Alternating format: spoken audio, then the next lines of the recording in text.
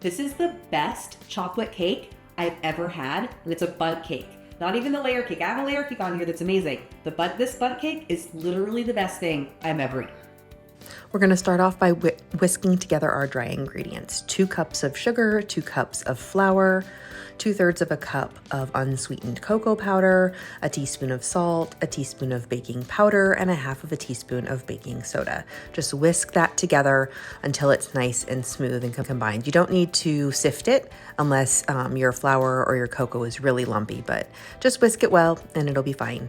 Then we're going to mix together our wet ingredients. So 1 cup of unsalted butter, melt that, add 2 eggs, a teaspoon of vanilla, and a cup of hot brewed coffee.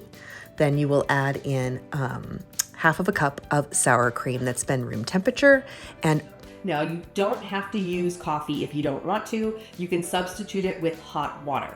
Now, the temperature is very important. It needs to be hot, whether it's coffee or water, because that hotness is what blooms the chocolate and gives it a ton of chocolatey flavor.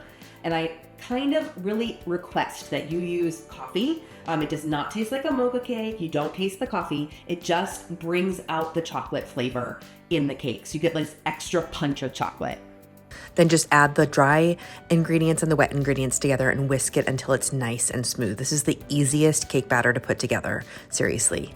Then I'm using a Bundt pan. You want to use a 9.5 or 10-inch Bundt pan. Make sure that it is greased really, really well, either with flour and butter, or use the cooking spray. I like to use that baking spray, that kind that has flour in it. Just make sure, especially if your Bundt pan has a lot of nooks and crannies, that all of them are really greased so that the cake doesn't stick. Then you're going to bake that at 350 degrees. When it comes out of the oven, let it sit for 15 minutes and then remove it from the pan. Now, this cake does not need to be frosted. I've made it and just dusted it with powdered sugar on top, and it's delicious that way. If you want to add a frosting, the chocolate ganache is super simple and easy, and it dries hard. Be warned, this cake is so good, you're not going to be able to stop eating it. Even if you're not really a huge chocolate cake lover, you're going to love it. Like, my daughter doesn't even like cake, and she could not stop eating this, so you know it's got to be good. It's a chocolate Bundt cake with a ganache frosting that you don't even need to have the frosting. It's perfect even without it.